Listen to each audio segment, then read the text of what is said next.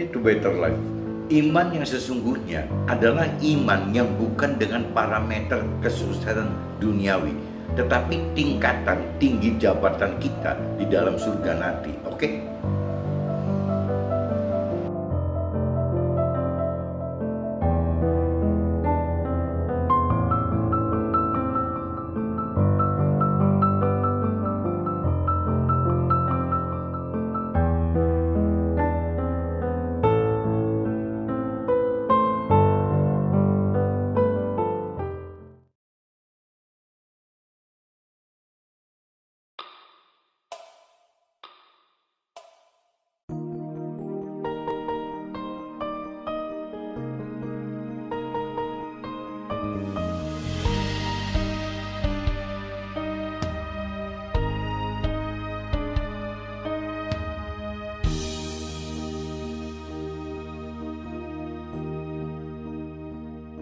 Bila kau izinkan sesuatu terjadi, ku percaya semua untuk kebaikanku. Bila nanti telah tiba waktumu, ku percaya kuasamu memulihkan hidupku.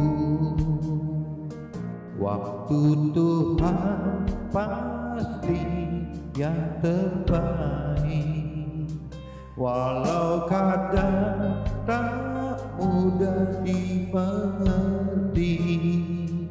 Lewati cobaan, ku tetap percaya waktu Tuhan pasti yang terbaik.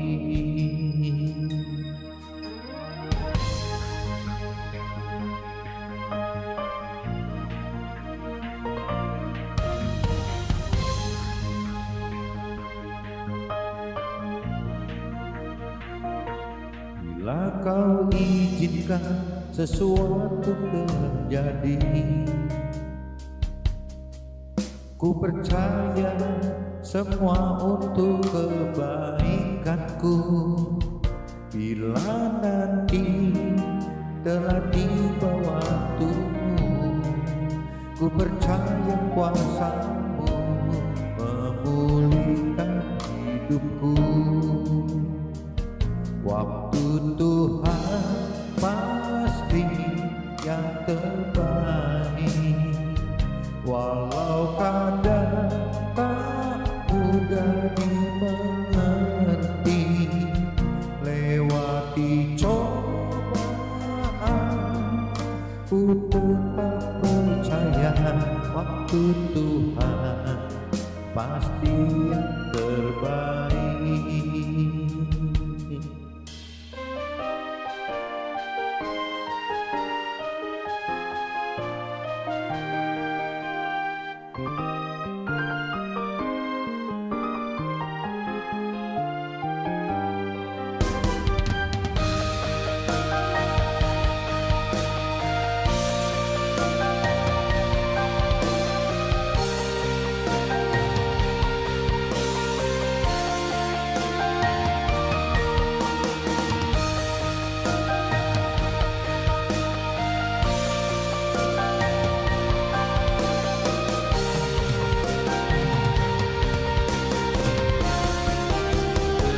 Waktu Tuhan pasti yang terbaik, walau kadang tak mudah dimengerti.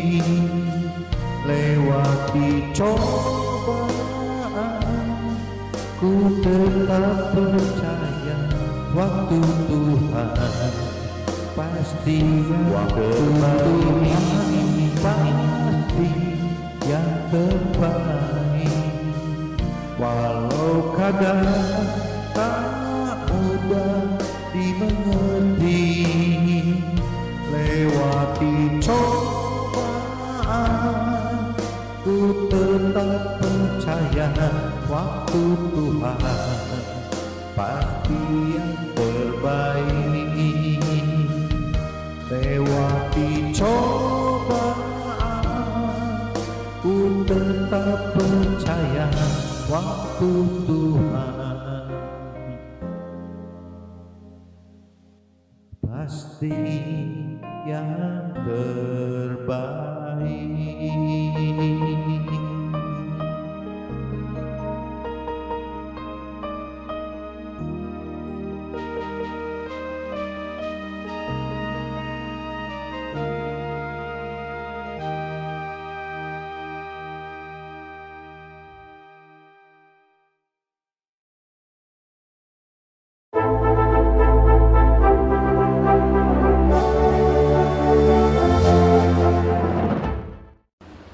Jumpa kembali di MTT Journey Inspiration of Life gitu. Pagi ini saya mau coba sharingkan dengan tema 9 tingkatan iman percaya kepada Tuhan yang akan kita alami di kehidupan ini gitu.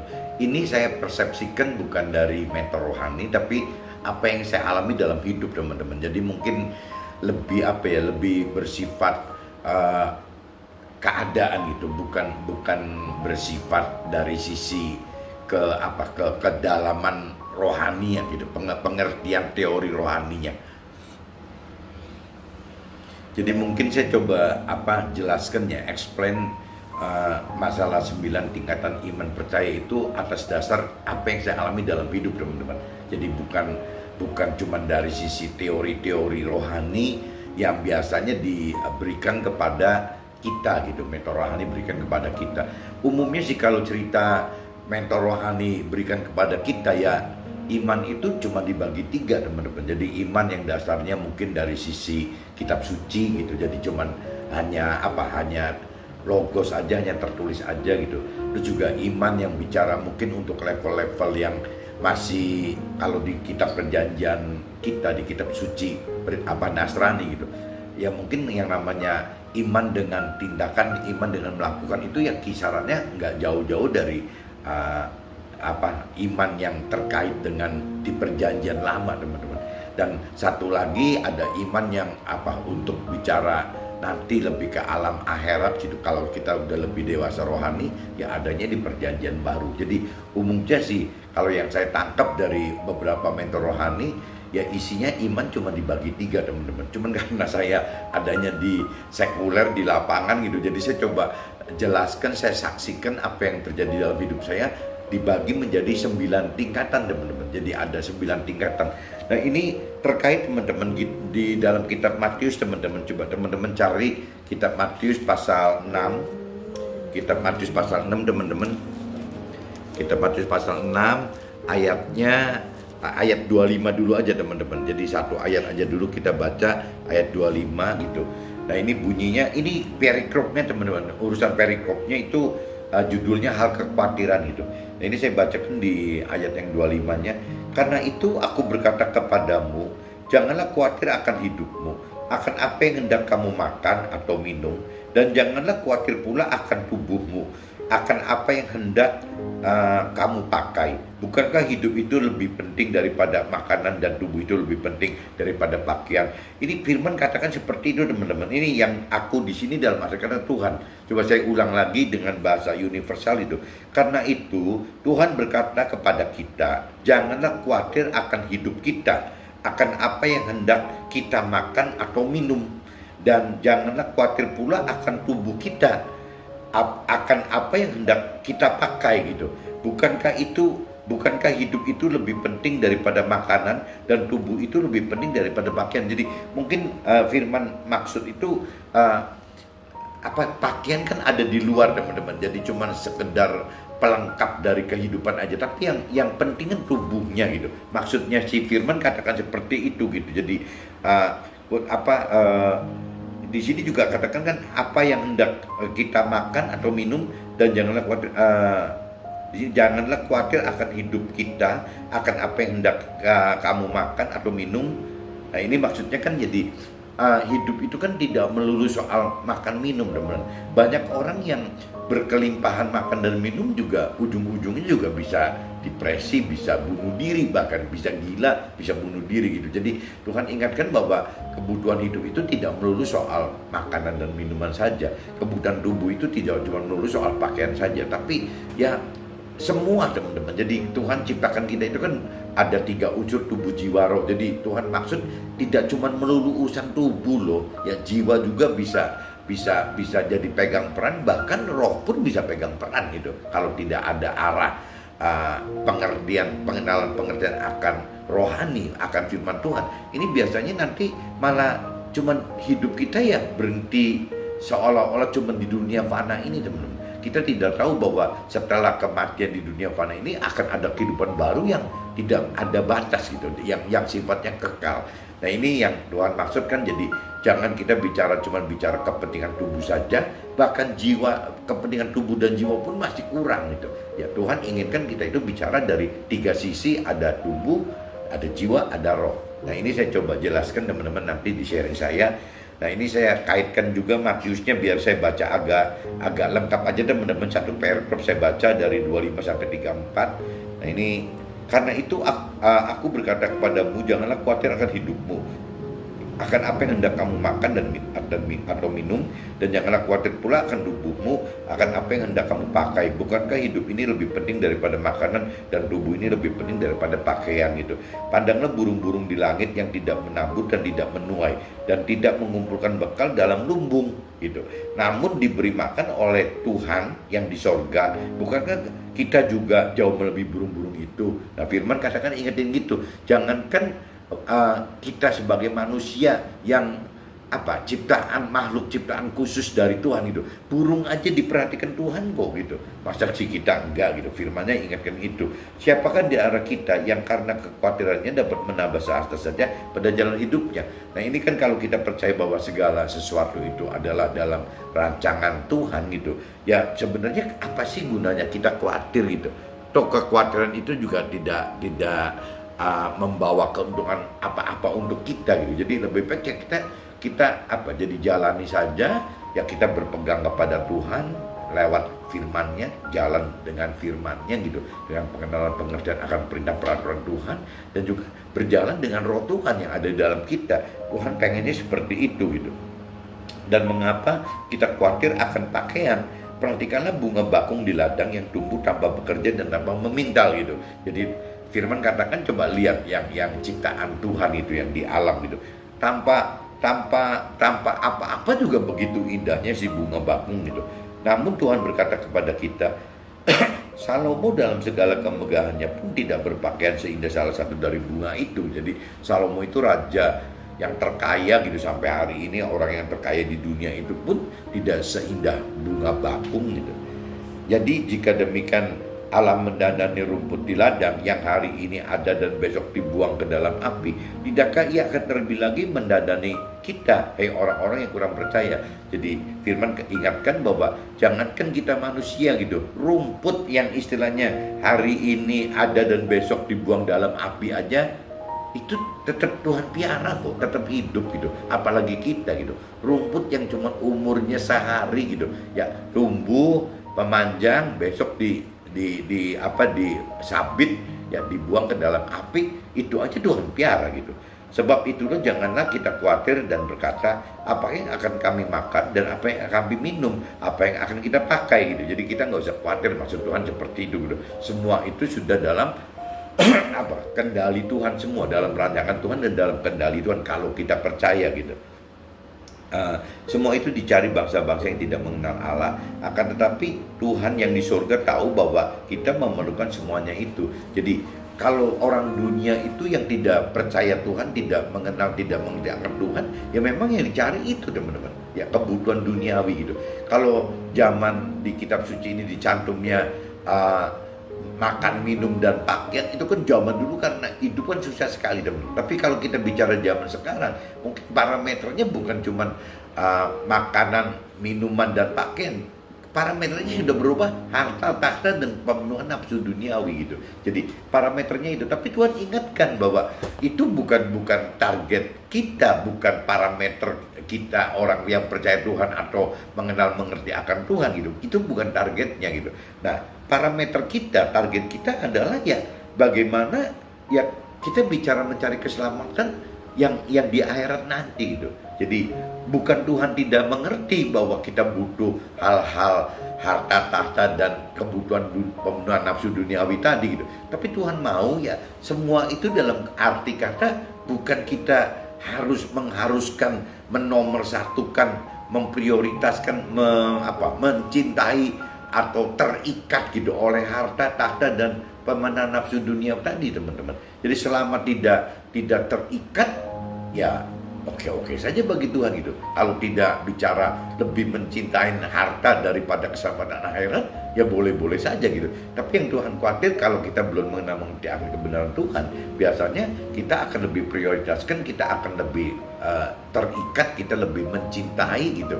Ya, yang namanya harta tahta dan pemenuhan nafsu duniawi tadi, teman-teman. Semua itu cari bangsa. Jadi Tuhan ingetin bahwa bukan Tuhan nggak tahu gitu, Tuhan tahu gitu. Tapi carilah dahulu kerajaan Allah dan kebenarannya, maka semuanya itu akan ditambahkan kepada kita gitu. Dan Tuhan sudah mengingatkan, tapi ya cari dulu gitu ya urusan Tuhannya, urusan kebenaran firman Tuhannya, sehingga kita tahu bahwa apa sih yang Tuhan perintah dan peraturkan gitu. Apa sih yang ada di dalam janji-janji Tuhannya gitu. Apa sih yang Tuhan rancangkan dan kehendaki gitu. Nah, Tuhan pengen kita cari itu dulu, teman-teman. Nah, setelah kita cari itu, berarti kan proaktif nih gitu, mencari Tuhan dan firman Tuhan. Nah, ini baru nanti Tuhan ingatkan, nanti Tuhan tambahkan gitu. Nah, kalau kita lebih dalami makna dari kata-kata ini, tetapi carilah dulu kerajaan Allah dan kebenarannya, berarti sifatnya, kalau menurut saya sifatnya aktif gitu, bagaimana mencari. Tapi begitu masuk, maka semuanya itu akan ditambahkan kepada kita. Itu berikan Tuhan gitu, yang Tuhan dan yang menambahkan, Tuhan yang mau menambahkan untuk kita. Berikan Tuhan yang aktif gitu, kitanya yang pasif. Berarti kita cuma menunggu waktunya Tuhan. Kapan tepat waktunya Tuhan, akan Tuhan berkati kita gitu. Kalau saya mengerti akan firman di ayat 33 ini, ya seperti itu. Nah, sebab itu janganlah kita khawatir akan hari besok, karena hari besok mempunyai kesusahannya sendiri. Kesusahan sehari cukuplah untuk sehari. Nah, ini kalau kita orang yang percaya Tuhan, kenapa bisa hidup dengan sukacita, penuh dengan damai sejahtera? Ya karena percaya Tuhan gitu, bahwa kok Tuhan itu mengontrol kita semua gitu. Tuhan itu selalu melindungi kita gitu. Apa yang terjadi dalam hidup kita semua Tuhan sudah tahu kok. Sehingga kenapa kita harus khawatir gitu. Nah, kalau orang sampai bisa tidak khawatir, ya karena pola hidupnya itu ya sehari untuk sehari, teman-teman. Jadi kalau hari ini kita masih bisa hidup, ya sudah, kita tinggal tunggu besok lagi. Ya memang sih kalau bagi orang dunia ikut Tuhan itu sangat tidak enak, teman-teman. Karena Tuhan itu prinsipnya beda dengan manusia gitu. Prinsip Tuhan itu kan Tuhan ingin kita hidup dengan kasih karunia Tuhan, dari pemberian Tuhan gitu. Sedangkan manusia kan tidak mau, teman-teman. Manusia itu pengennya kan bagaimana hidup dengan kekuatan sendiri, dengan mengandalkan diri sendiri, tidak mau tergantung ke orang lain. Nah, Tuhan pengennya kita ini mau tergantung sama Tuhan. Kita tidak tergantung sama orang lain loh. Tuhan tidak mau kita bergantung kepada orang lain. Kita mengandalkan orang lain gitu. Kita mengandalkan siapapun juga, Tuhan tidak mau. Tapi yang Tuhan mau adalah bagaimana kita mengandalkan Tuhan gitu. Ya bagaimana kita mengharapkan pemberian berkat dari Tuhan. Kita mengharapkan kasih karunia dari Tuhan. Jadi seperti itu, teman-teman. Jadi kalau dari kita manusia terhadap Tuhan, Tuhan pengen kita selemah itu gitu, sebodoh itu. Nah, tapi kalau kita bicara kita terhadap manusia gitu, Tuhan tidak mengharapkan kita mengharapkan dari manusia, tidak mengandalkan manusia gitu. Tuhan tidak mau seperti itu. Tuhan juga tidak mau kita mengandalkan diri sendiri, mengharapkan diri sendiri juga tidak mau gitu. Jadi semua Tuhan mau adalah dasarnya ya kita, semua pengharapan hidup kita ya ada kepada Tuhan gitu. Apa yang kita harapkan itu ya adalah kasih karunia Tuhan, pemberian yang dari Tuhan. Nah, kenapa? Supaya kita tidak terjadi keterikatan kita dengan apa yang kita dapat gitu. Jadi kalau kita mendapat harta atau tahta atau bisa memenuhi nafsu kita, itu tidak terikat karena itu kita gitu, manusia. Tapi ya itu kan pemberian Tuhan. Nah, waktu kita anggap bahwa harta tahta dan pemenuhan nafsu duniawi tadi adalah dari Tuhan, ya pasti kan lebih aman, teman-teman. Kita jadi tidak akan sembrono seenaknya, karena kita anggap memang itu semua adalah pemberian dari Tuhan. Itu semua adalah kasih karunia Tuhan. Itu adalah favor of God gitu. God's favor gitu ya, seperti itu gitu. Nah ini saya udah bacakan teman-teman di kitab Matius pasal 6 gitu, ayat 25 dan secara total 25 sampai 34 judul perikrupnya hal kekhawatiran teman-teman. Jadi maksudnya jangan khawatir lah gini-gini. Nah cuman kalau bicara kekhawatiran ini kan bicara soal kepercayaan, percaya kita kepada Tuhan gitu. Nah ini saya kaitkan dalam sharing saya teman-teman bahwa percaya kepada Tuhan itu kan iman gitu. Iman kita percaya kepada Tuhan. Nah ada apa sih gitu tentang iman gitu. Nah kalau yang saya tadi katakan, kalau secara teori rohani yang saya dengar banyak dari mentor-mentor rohani, ya iman itu terbagi 3 teman-teman. Jadi iman yang cuma sifatnya karena mengenal akan firman Tuhan gitu, itu yang paling dasar gitu. Nanti selanjutnya lagi ada iman yang orang yang berani gitu, berani melakukan firman Tuhan demi mencari kesuksesan duniawi, itu yang level 2-nya gitu. Nah iman yang ketiganya ya biasanya ya orang yang sudah lebih mengerti, orang sudah lebih dewasa rohani gitu, sehingga bukan cuma melakukan firman untuk kesuksesan duniawi, tapi melakukan firman karena ya mencari keselamatan akhirat gitu. Karena yang Tuhan inginkan kan bagaimana caranya kita masuk ke dalam surga gitu, ke dalam alam akhirat, ke dalam surga. Bukan cuma sekedar masuk ke dalam surga teman-teman, tapi masuk ke dalam tim kerajaan surga yang dibawa Tuhan itu. Dan bukan cuma masuk timnya saja, Tuhan mengharapkan supaya kedudukannya, posisi jabatannya setinggi mungkin di dalam kerajaan surga. Itu yang Tuhan inginkan teman-teman. Nah ini yang saya mau jabarkan di sharing saya dari sisi sekuler teman-teman, dari sisi marketplace. Jadi saya tidak mau di-compare dengan dari sisi rohani gitu. Ini pengalaman saya dari sisi sekuler, dari marketplace aja gitu. Ini saya bacakan teman-teman. Tingkatan iman membutuhkan proses pembentukan dari awal, membedakan antara keyakinan dibanding iman. Karena sebelum kita mengenal dan mengerti akan firman Tuhan, maka makna keyakinan itu tidak berbeda dengan makna iman sebenarnya gitu. Jadi kalau kita ngobrol gitu, kita sharing sama teman-teman yang belum mengerti akan firman Tuhan gitu, biasanya sulit sekali teman-teman membedakan arti beriman dengan berkeyakinan gitu. Jadi saya sering sekali beberapa kali temuin teman-teman gitu, dia selalu bicara, saya beriman loh, nanti tahun depan bakal begini gitu. Saya beriman loh, bakal nanti si ini begini. Jemputnya beriman loh. Kalau menurut saya beriman itu kan dasarnya mesti ada firmannya teman-teman. Ya nggak bisa cuma sekedar di mulut kita ngomong percaya Tuhan, terus kita boleh nyebut beriman dengan pikiran, perasaan, dan kehendak kita sendiri. Itu kalau menurut saya bukan beriman, itu keyakinan gitu. Ya boleh nggak kita punya, ya boleh-boleh aja. Dunia juga mengajarkan bagaimana pikiran, perasaan, kehendak kita, jiwa kita, keyakinan itu benar-benar harus tinggi gitu. Jadi ada pepatah kita ini harus apa? Bermimpi setinggi langit supaya kalau jatuh ada di bintang-bintang katanya. Ya boleh aja gitu. Itu kan cuma kalimat-kalimat motivasi aja teman-teman. Tapi dalam Tuhan kan ya seperti itu, bukan cuman dasarnya kan bukan seperti bagaimana bermimpi begitu, bukan gitu. Kalau Tuhan itu kan pengennya kita mengerti akan firman Tuhan, di mana firman Tuhan itu tidak ada gitu. Yang firman Tuhan itu ada itu bukan mimpi setinggi langit, bukan, tapi firman Tuhan itu yang katakan bahwa kita ini kepala bukan ekor, kita itu di atas bukan bawah gitu. Kita itu memberi bukan meminta gitu. Adanya seperti itu teman-teman. Jadi memang sama gitu yang jiwa si dunia inginkan dengan Tuhan, cuman beda jalur kan. Kalau jalurnya orang dunia ya bagaimana mengandalkan diri sendiri tadi gitu. Tapi kalau pakai caranya Tuhan, jalurnya Tuhan adalah bagaimana kita mencapai posisi tinggi dengan bersama Tuhan gitu, di dalam jalan firman Tuhan gitu. Jadi beda di situ aja teman-teman. Dan kenapa jalan Tuhan lebih aman? Karena jalan Tuhan itu ada Tuhan sebagai pelindung kita. Tuhan yang memberikan sumber kekuatan yang supranatural kepada kita. Sehingga logikanya cara-cara Tuhan ini akan secara rasio ya, kalaupun kita pikir secara rasio, cara-cara Tuhan itu akan lebih aman gitu, lebih pasti gitu, akan bisa kita tuai gitu. Apa yang kita inginkan, bahwa kita kepala bukan ekor, kita pengen di atas bukan di bawah, kita ingin memberi bukan meminta gitu. Soalnya gitu loh, memberi bukan diberi gitu. Itu mengutangi bukan hutang gitu. Kan bunyinya firman seperti itu, teman-teman.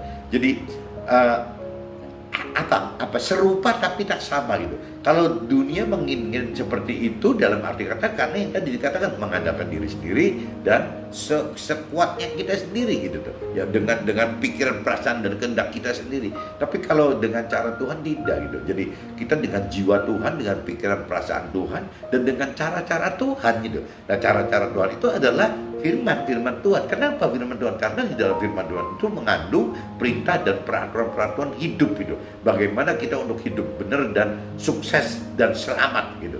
Bukan cuma sukses duniawi aja, tapi mencapai keselamatan akhirat. Nah, itu caranya Tuhan dengan kita gitu. Dengan dunia bedanya gitu, teman-teman. Kalau dunia kadang-kadang parameternya yang penting udah nyampe kesuksesan duniawi, selesai gitu.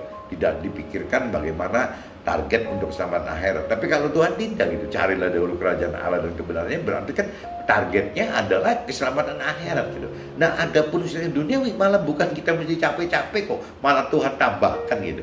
Jadi beda, teman, beda sekali. Jadi di sini yang perlu di notes gitu ayat 3-nya, tetapi carilah dahulu kerajaan Allah dan kebenarannya, maka semuanya itu akan ditambahkan kepadamu, kepada kita gitu. Nah, ini bedanya di situ, teman-teman. Cuman yang tadi saya katakan, kalau saya lihat secara di marketplace, di sekuler gitu, bahwa yang namanya iman itu kadang-kadang kok disamakan dengan keyakinan gitu. Padahal kan iman dan keyakinan kan beda, teman-teman. Adapun tingkatan iman, ini kalau bicara bukan keyakinan ya, ini sudah maksudnya masuk ke dalam iman gitu. Kalau iman yang benar berarti adalah iman yang percaya Tuhan, iman yang memang berdasarkan firman Tuhan gitu. Jadi bukan iman yang dasarnya pikiran dan perasaan kehendak kita aja, tapi pikiran, perasaan dan kehendak Tuhan di dalam firman-Nya gitu. Jadi iman yang saya maksud di sini adapun tingkatan iman. Nah, iman di sini adalah iman yang sudah memang percaya Tuhan dengan terkait dengan firman Tuhan gitu. Setelah kita dapat, adapun tingkatan iman setelah kita dapat bisa membedakan dengan keyakinan masih akan berbeda gitu. Jadi yang namanya tingkat iman aja ternyata berbeda-beda, maksudnya gitu, teman-teman. Jadi tidak iman itu satu aja cukup, enggak, iman itu beda. Iman secara mental hari dibagi 3, tapi saya coba secara sekuler jelasin dibagi 9, teman-teman. Dasarnya karena pengalaman hidup saya gitu. Jadi iman karena percaya Tuhan, oleh karena, nah ini kita bagi 9 nih. 1, oleh karena lahir dari keluarga yang percaya Tuhan gitu. Jadi sejak kita jebrol lahir sudah dalam keluarga yang percaya Tuhan gitu. Ya akhirnya kita jadi terbawa kan. Ya kita percaya Tuhan gitu. Yang kedua, dasarnya karena komunitas. Misalnya waktu kita studi, waktu sekolah gitu, dan waktu bergaul gitu, itu bisa juga gitu. Ya, iman itu terbawa karena lahir di keluarga atau komunitas. Itu yang paling dasar itu, teman-teman. Itu yang benar-benar iman yang cuman bukan membaca firman secara langsung, tapi mendengar firman dari keluarga kita, dari komunitas kita gitu. Kitanya tidak pernah membaca, teman-teman, tidak pernah mengenal firman Tuhan secara langsung gitu. Itu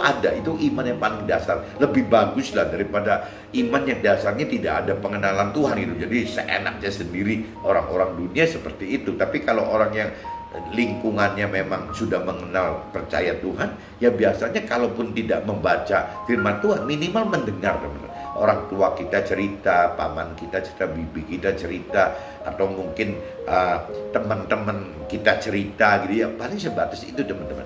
Tapi ya tetap dasarnya ada firmannya gitu, meskipun tidak dibaca langsung.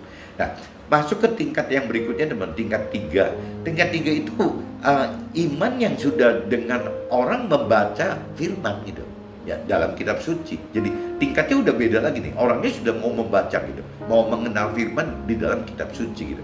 Nah, selanjutnya lagi tingkat 4-nya itu mencari pengenalan tentang Tuhan gitu. Jadi bukan cuma membaca aja, tapi mulai ingin mencari gitu pengenalan Tuhan. Nah, berarti biasanya akan disertai dengan bukan cuma membaca firman di dalam kitab suci, tapi disertai dengan mungkin beli buku rohani, baca buku rohani, atau mungkin sharing rohani gitu, atau dengar khotbah. Biasanya karena ingin mengenal lebih, benar. Jadi imannya sudah lebih baik gitu, bukan cuma sekedar membaca saja, tapi mencari pengenalan tentang Tuhan itu udah lebih baik. Nah yang kelimanya ya merenungi gitu. Nah ini yang lebih dalam lagi nih, setelah mengenal akan merenungi teman-teman, merenungi pengertian tentang firman Tuhan tersebut gitu. Apa sih gitu yangnya? Nah ini dimulain bagaimana gitu, bagaimana memperdalam tentang firman Tuhan gitu. Nah berikutnya teman-teman yang nomor 6-nya, iman yang tingkat 6-nya, berusaha melakukan firman Tuhan. Nah ini begitu sudah mengenal, sudah mengerti, mulai nih teman-teman, mulai berusaha gitu melakukan firman. Ya pasti babak belur teman-teman. Melakukan firman Tuhan kan pasti ujung-ujungnya ditindas orang, difitnah orang, disisihkan orang gitu, alami penderitaan. Ya tapi berusaha gitu, berusaha melakukan. Dan bisa dalam tahapan yang berusaha ini bisa lanjut, bisa berhenti teman-teman. Tergantung kembali ke kitanya, tergantung arti kitanya. Kalau kitanya imannya tidak kuat ya kita akan berhenti gitu. Kalau imannya kuat ya akan terus gitu. Nah tingkatan ke-7-nya teman-teman, ini orang yang mampu melakukan firman itu. Jadi meskipun mengalami penderitaan, penindasan, dihina segala macam gitu, ditindas segala macam, tapi tetap melakukan. Nah itu orang yang sudah mampu melakukan firman Tuhan itu yang Tuhan inginkan seperti itu teman-teman. Jadi kalau kita cerita orang melakukan firman Tuhan itu ya orang yang sudah menerapkan gitu perintah-perintah Tuhan dalam firman-Nya ke dalam kehidupan sehari-harinya gitu. Nah setelah mampu melakukan, biasanya orang kan tidak berhenti, udah kedewasaan rohani kan mulai timbul teman-teman. Nah di sini mulai timbul mengharapkan janji-janji Tuhan di akhirat. Jadi bukan cuma cerita targetnya itu melakukan firman untuk bisa mencapai kesuksesan duniawi, sudah tidak, tahapnya udah enggak itu teman-teman. Di tahapnya sudah tidak apa yang diceritakan di kitab perjanjian lama saja, tapi udah masuk ke dalam. Itu udah nomor 2 gitu. Itu tidak terlalu penting bagi hidupnya gitu. Orang-orang tersebut akan mengharapkan janji-janji Tuhan di akhirat. Apa sih yang Tuhan janjikan di akhirat gitu. Nah apabila orang sudah mengerti bahwa janji Tuhan yang utama itu adalah yang tadi di ayat 33 tadi, carilah dahulu kerajaan Allah dan kebenaran, dalam arti kata kalau saya universalkan disebutnya carilah Tuhan dan firman-Nya dulu gitu. Nah orang akan mencari ini untuk mencari keselamatan akhirat gitu, keselamatan di akhirat. Nah ternyata untuk keselamatan di akhirat itu ada tingkatnya teman-teman. Jadi ada tingkatan bahwa di akhirat itu kalau kita kalau akhirat secara total kan mungkin isinya teman-teman bisa baca ada neraka, ada surga gitu. Nah tapi kalau saya bicara neraka, saya nggak mau sebut-sebut deh, neraka udah kita pikirin dulu, kita bicara ngupas surga. Nah surga ini juga kalau kita pelajarin teman, terbagi 2 lagi kan, ada yang masyarakatnya gitu, orang yang dipimpin oleh kerajaan surga, ada juga tim kerajaan surganya. Nah Tuhan kan ada di dalam kerajaan surganya gitu. Tuhan rajanya, istilahnya kalau diumpamakan kerajaan surga, Tuhan rajanya gitu. Berarti Tuhan butuh tim gitu. Nah tim ini ya kita ini teman-teman, orang-orang manusia-manusia yang bisa melakukan firman Tuhan ya akan masuk ke dalam situ. Nah sebatas melakukan apa gitu. Apabila melakukan firman Tuhan itu kategorinya kan bisa mungkin masuk ke dalam surga, ke dalam masyarakatnya, bisa juga masuk ke timnya gitu. Nah tapi kalau bicara masuk ke tim dalam pengertian saya gitu, apabila saya mengamati firman itu, di dalam tim kerajaan surga itu juga ada tingkatannya lagi kan teman-teman gitu. Nah di situ yang tadi saya katakan, iman yang tingkat 9 itu adalah mengajarkan firman teman-teman. Bagaimana kita mengajarkan firman? Apabila talentanya memang kita diberi talenta oleh Tuhan mengajarkan teori-teori rohani, ya kita harus mengajarkan teori-teori rohani. Tapi apabila seperti saya, pengusaha yang tidak punya talenta mentor rohani, ya saya bersaksi teman-teman, apa yang saya alami dalam hidup ini, ya contohnya ini gitu. Jadi saya coba bersaksi menceritakan bahwa sesuai pengalaman hidup saya, tingkatan iman itu ada 9. Ya, meskipun ini mengandung resiko teman-teman. Waktu sih ngomong tingkatan iman ada 9, jangan-jangan mentor rohani malah marah-marah gitu. Emang 3 kok, kenapa 9? Ya itu saya nggak terlalu pengen bandingkan antara itu gitu. Cuman yang jelas yang saya alami dalam hidup itu ya seperti ini gitu ya. Saya baru tahu setelah umur 60 bahwa yang namanya Tuhan itu ya inginkan, ini di kitab Matius 5:19 kalau nggak salah, Tuhan menginginkan sekali bahwa kita ini tidak hanya sebatas melakukan firman Tuhan, tapi kita juga mengajarkan firman Tuhan, teman. Kenapa? Karena Tuhan pengen kita di posisi jabatan tinggi gitu di dalam kerajaan surga itu. Itu pengertian saya seperti itu. Itu coba teman-teman nanti baca di kitab Matius pasal 5 ayat 19, bunyi seperti itu teman-teman. Jadi bagaimana caranya kita tidak hanya melakukan firman tapi mengajarkan firman. Nah, tapi kan kadang-kadang kalau kita koreksi diri mengajar, bagaimana kita nggak pernah mendapatkan pendidikan teori-teori rohani gitu ya. Mungkin yang tadi saya katakan, karena kita ada di marketplace, di sekuler, ya kita tugasnya sebatas menyaksikan saja, menyaksikan apa yang kita alami dalam hidup ini teman-teman.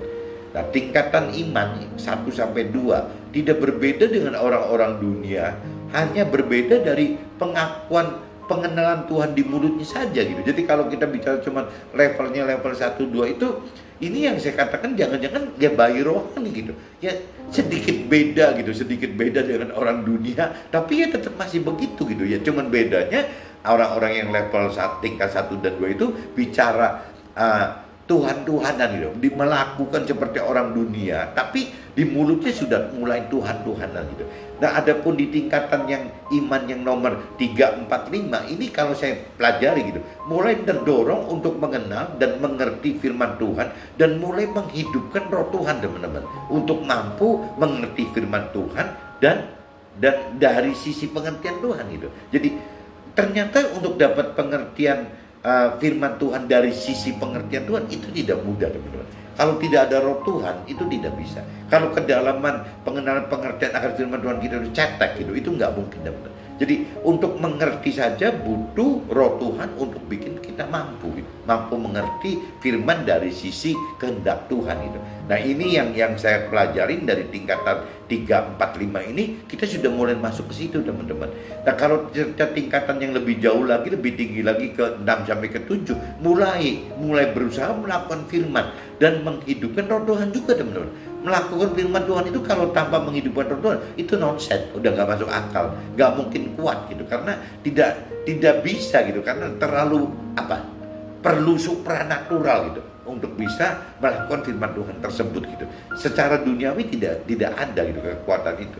Nah, untuk kemampuan dalam melangsungkan firman Tuhan tanpa hidupkan roh Tuhan, kita tidak akan mampu untuk melakukan firman Tuhan yang irasional tadi, yang tadi saya katakan itu, yang butuh kekuatan supranaturalnya Tuhan itu. Jadi ya balik lagi, untuk melakukan firman Tuhan itu butuh seperti itu. Nah, tingkatan yang sudah lebih tinggi lagi teman-teman, saya katakan di sini tingkatan ke-8 sampai 9 itu mulai hidup tidak dengan parameter kesusahan duniawi.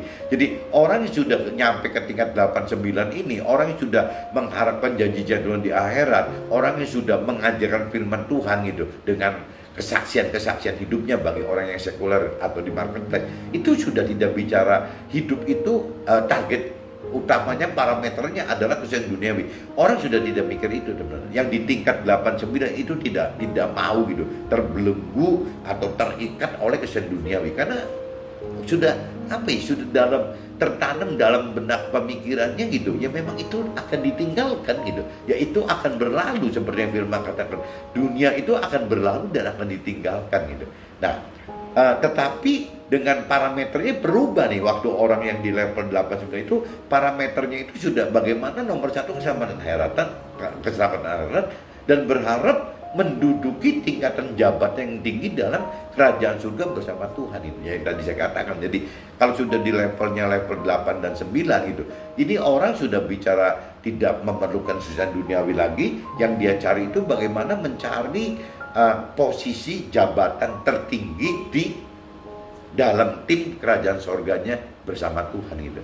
Jadi levelnya, tingkatannya gitu teman-teman. Jadi saya coba sengaja bikin 9 tingkatan, bedakan dengan apa yang mentor rohani ajarkan. Siapa tahu gitu teman, dengan saya jelasin 9 tingkatan iman itu bagi kita-kita yang di sekuler, di marketplace itu lebih mudah tertangkap teman-teman. Karena kalau cuma dibagi 3 rasanya terlalu sulit teman-teman. Kalau kita tidak mempelajari, tidak dalam gitu ya, mengerti firman Tuhan, terlalu sulit. Maksudnya si mentor rohani bagi 3 itu bagaimana itu terlalu sulit? Salah nggak? Tidak salah gitu, benar sekali. Yang mentor rohani utara itu benar, sangat benar gitu. Tapi kitanya yang tidak mampu teman-teman. Nah, ini saya coba jabarkan 9 itu dari sisi kita gitu. Kita yang di marketplace, kita yang sekuler, ya kurang lebih seperti ini. Nah, dengan di ayat lebih rata dari 3 menjadi 9, ini mudah-mudahan bisa lebih mudah tercerna bagi kita-kita yang di sekuler, di marketplace gitu. Oke teman-teman, jadi kembali lagi mudah-mudahan sharing 9 tingkatan iman percaya kepada Tuhan yang akan kita alami di dalam kehidupan ini ya bisa lebih memberi penjelasan ya, menjadi penjelasan yang lebih jelas supaya lebih mudah tertangkap teman-teman. Maksudnya iman itu apa gitu. Oke teman-teman, see you, bye bye.